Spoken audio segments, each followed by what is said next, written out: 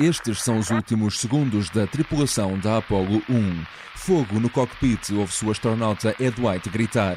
Em poucos minutos, os 3 tripulantes estariam mortos. Para além da tragédia, o mais chocante naquele final de janeiro de 1967 foi que a cápsula nem sequer chegou a sair do chão. Mas, com todas as contrariedades que veio trazer, esse acidente pode ao mesmo tempo ter salvo todo o programa Apollo para colocar o homem na Lua. Ignition sequence starts. 6. We choose to go to the moon in this decade and do the other things, not because they are easy, but because they are hard. Liftoff. We have a liftoff. Apollo 11, this is Houston. You are confirmed to go for orbit. Magnificent ride. And we've had loss of signal as Apollo 11 goes behind the moon. Give us a reading on the 1202 program alarm. Here, go for landing, over. Tranquility Base here. The Eagle has landed. That's one small step for man, for one priceless moment in the whole history of man. All the people on this earth are truly one. Magnificent flight out here. Magnificent desolation. Magnífica desolação. Episódio 3. Quando Apollo renasceu das cinzas.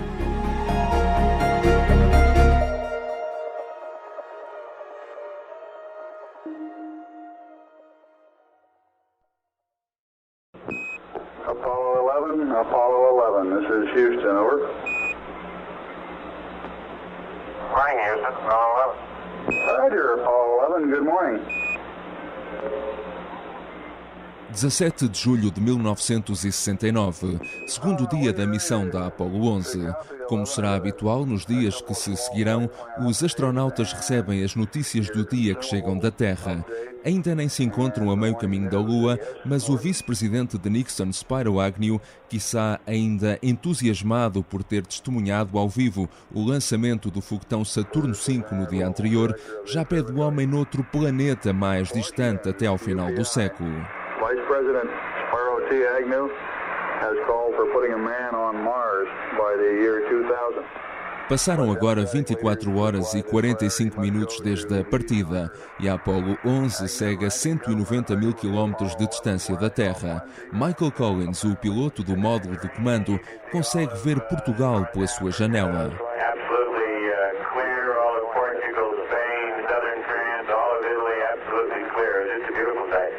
Collins e os restantes membros da equipa, Neil Armstrong e Buzz Aldrin, vão a caminho de fazer história. Mas pouco mais de 2 anos antes, o programa Apollo tinha tido início com um fracasso absoluto e uma tragédia que deixou marcas profundas na NASA.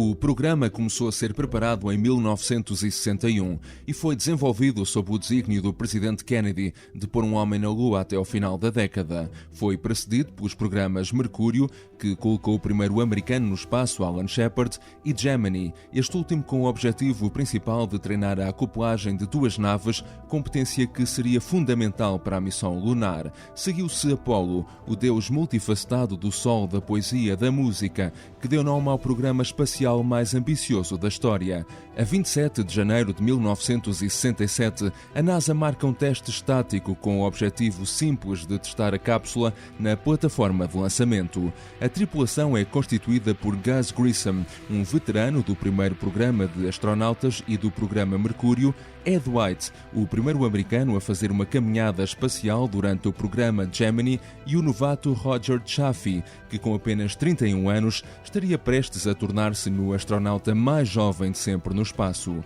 Os 3 tinham manifestado reservas quanto ao módulo de comando nas semanas que antecederam o teste, nomeadamente com vários circuitos expostos e pouco protegidos. Os problemas começaram logo desde o início, com um alarme de oxigênio elevado a disparar. Depois, problemas de comunicação com o controlo levam Gus Grissom a ser irónico. Como é que é possível querer chegar à Lua se nem conseguem comunicar com um edifício ao lado?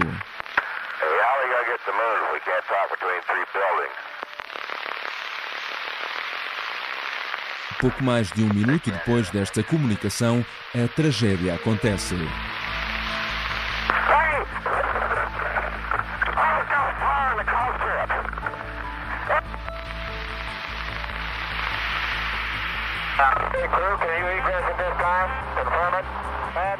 As tentativas para comunicar com o interior da cápsula já não surtiram qualquer efeito.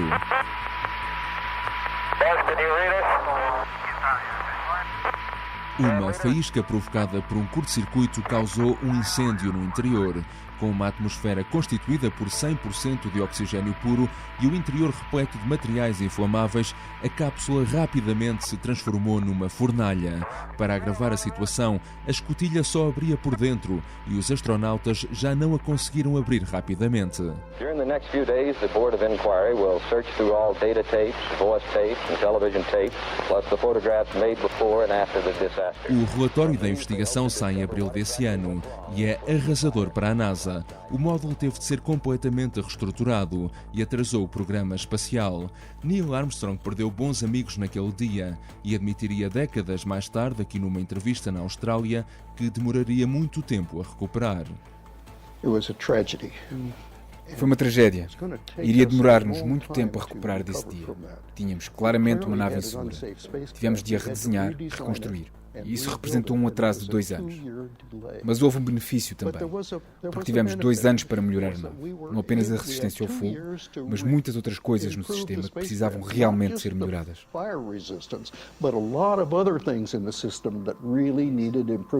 A cápsula, tal como estava então concebida, era uma verdadeira bomba-relógio, recorda José Augusto Matos, astrónomo e entusiasta do espaço. Se o acidente não tivesse acontecido ali, a probabilidade de acontecer mais à frente durante uma missão para o espaço era extremamente elevada. A empresa que que fabricava e que produzia a nave, a própria NASA, digamos, o controle que havia sobre estas questões, de facto tinha havido uma série de falhas.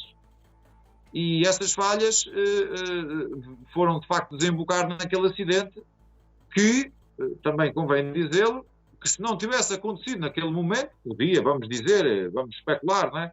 Vamos supor que até não tinha acontecido naquele dia, naquelas condições. Podia acontecer mais à frente. Porque, de facto, o módulo de comando, como estava concebido, tinha, de facto, falhas que eram propícias a que se produzisse um acidente grave. Entre as várias modificações inseridas, a atmosfera no interior passou a ser mista na altura do lançamento, com parte de oxigênio e outra de hidrogênio, passando apenas o oxigênio puro quando chegava ao espaço, e a escotilha passou a poder ser aberta também a partir do exterior.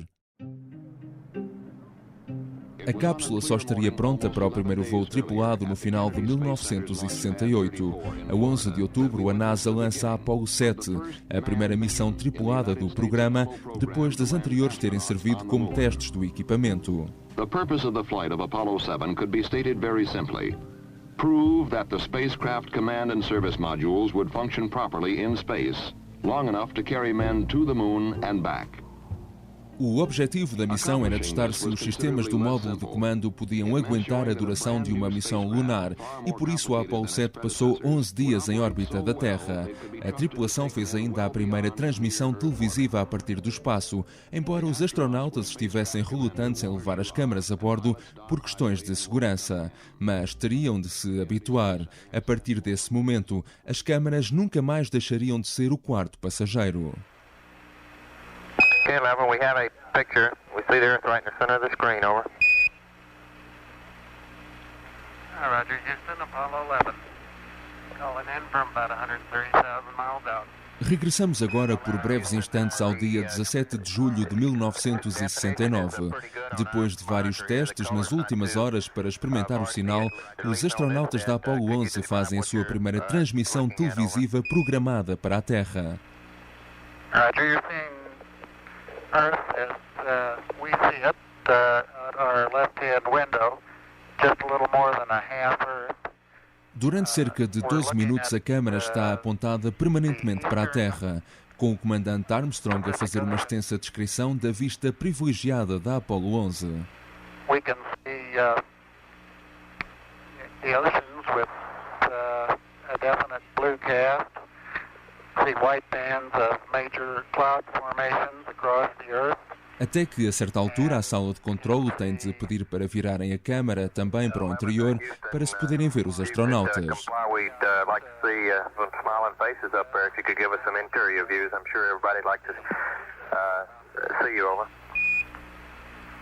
We are very comfortable up here, though. We do have a happy home. There's plenty of room for the three of us, and I think we're all learning to find our favorite little corner to sit in. Apenas 2 dias mais tarde já estariam a apontar esta câmara para a superfície lunar, mas com tudo o que a Apollo 11 teve de histórico, não foi a primeira a fazer uma transmissão televisiva em direto para a Terra. Essa honra coube àquela que é considerada uma das missões mais arriscadas de sempre da NASA, a primeira que se aventurou verdadeiramente pelo espaço. Marcada para o final de 1968, a Apollo 8 não deveria sequer ter saído da órbita da Terra. O objetivo inicial era testar o módulo lunar pela primeira vez, mas bem perto de casa. Só que 4 meses antes da data prevista, o perfil da missão foi alterado radicalmente para algo muito mais arriscado. Mais uma vez, a competição com a União Soviética pressionou os Estados Unidos a agir. A CIA tinha informações que os soviéticos estavam a preparar um foguetão gigante. Os Estados Unidos não poderiam arriscar voltar a ficar em segundo na corrida ao espaço. E é assim que, 6 meses antes da histórica chegada à Lua, a tripulação da Apollo 8 faz a sua própria história. Recorda-nos Jay Barbary, o também histórico jornalista da NBC, hoje com 85 anos, que fez a cobertura de todas as missões espaciais tripuladas dos Estados Unidos. So Apollo 8, it wound up going and flying around the moon. A Apollo 8 acabou por voar em volta da Lua no dezembro anterior, durante o Natal. Foi quando a Rússia estava a tentar mandar 2 tipos dar a volta à Lua e voltar. Eles teriam dito, fomos à Lua primeiro, mesmo que não entrassem em órbita ou tentassem aterrar. Mas em termos de propaganda, podiam ter alegado que tinham sido os primeiros. Foi por isso que a NASA olhou para Frank Borman e Jim Lovell e disse, vocês querem tentar isto ou não? E eles disseram, vamos. E foram, quando chegaram lá, as coisas estavam a funcionar tão bem que decidiram entrar em órbita lunar, entraram, saíram e voltaram.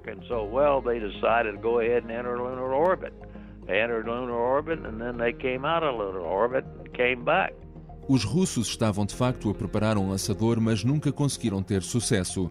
De resto, o próprio Saturno V americano nunca tinha levado homens ao espaço, recordaria anos mais tarde Neil Armstrong.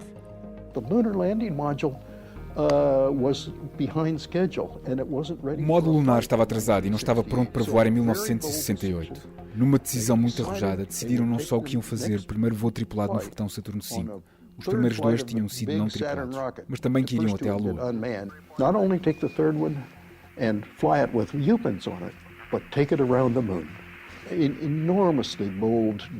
Foi uma decisão extremamente arrojada, mas isso fez avançar muito o nosso programa, porque provou que podíamos navegar até à Lua, que podíamos comunicar a essa distância.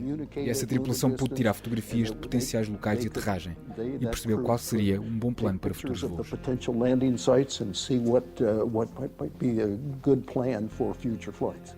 A Apollo 8 seria lançada a 21 de dezembro de 1968, sem levar o módulo lunar que ainda não estava pronto. Para esta missão de risco extremamente elevado foram escolhidos 2 veteranos, Frank Borman e Jim Lovell, e um novato, William Anders. Foi a primeira missão a aventurar-se verdadeiramente para fora da Terra. Um erro de cálculo e podiam ficar presos no espaço sem possibilidade de regressar. Michael Collins, um dos 3 astronautas da Apollo 11, hoje com perto de 90 anos, comparou recentemente numa entrevista à BBC a importância histórica das 2 missões. Houve 2 voos muito importantes, a Apollo 8 e a Apollo 11. A Apollo 8 não aterrou na Lua, mas foi o primeiro veículo humano a escapar à órbita da Terra. A Apollo 8 foi sobre partir, a Apollo 11 foi sobre chegar.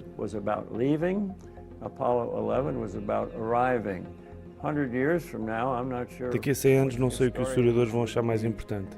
Se é mais importante termos partido ou termos chegado. Penso que ambos foram feitos monumentais. Hello,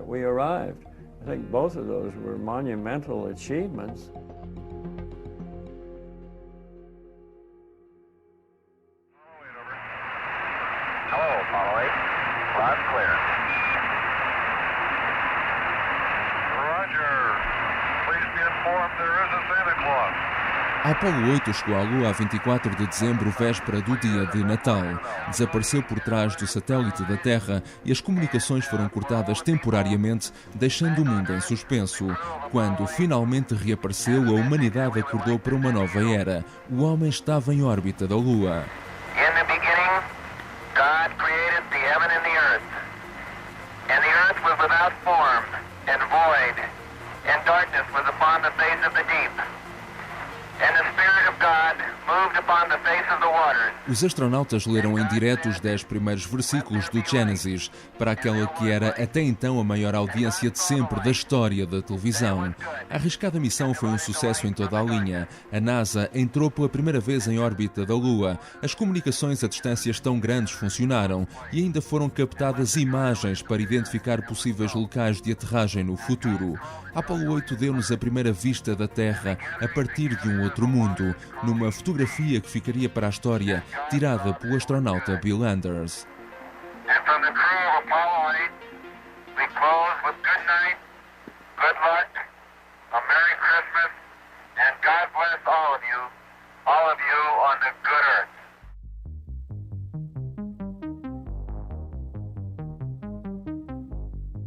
O objetivo de colocar o homem na Lua estava agora mais perto do que nunca de ser concretizado. Em março de 1969, a Apollo 9 não sai da órbita da Terra, mas testa pela primeira vez o módulo lunar no espaço. Mas essa nave histórica não está hoje em dia em nenhum museu. Como era desenhada para apenas operar no espaço, como todos os módulos lunares, foi descartada antes do regresso à Terra.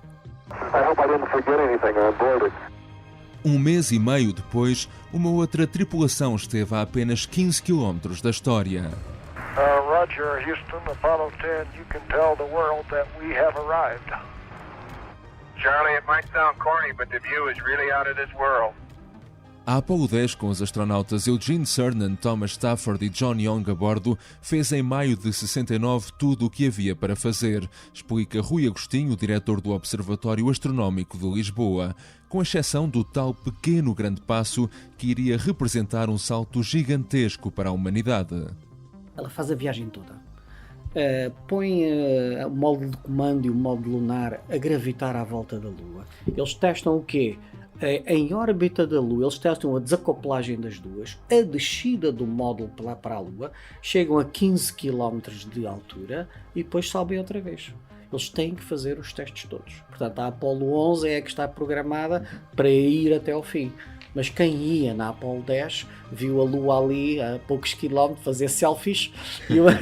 Aliás, eles novamente fotografaram, mapearam a Lua toda à escolha do local para a Apollo 11 pousar. Mas os astronautas não se livraram de um susto, quando um erro leva o módulo lunar a girar descontroladamente durante alguns segundos acima da superfície da Lua antes de recuperarem o controlo. A equipa decidiu chamar ao seu módulo de comando Charlie Brown e ao módulo lunar Snoopy.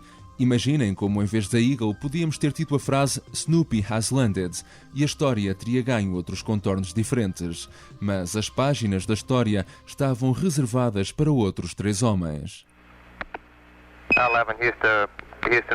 Estamos de regresso ao interior da Apollo 11 no seu segundo dia de viagem, 17 de julho de 1969. Neil Armstrong, Buzz Aldrin e Michael Collins seguem a mais de 4.400 km por hora e neste ponto da viagem já percorreram mais de metade do caminho.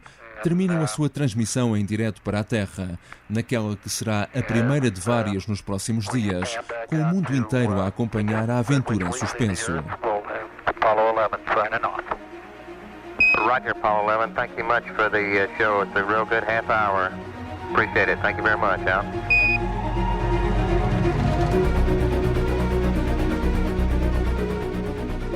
No próximo episódio... Quando chega à órbita da Lua, é bom que a Lua esteja lá, porque se não tiver, vai em frente. Portanto, isto tem que ser lançado no dia tal às tantas horas, mas é mesmo. Porquê? Porque o combustível que vai a bordo não permite muita margem de manobra. Não pode dizer, olha, a Lua está longe, vira à esquerda para a gente se aproximar. É que não dá.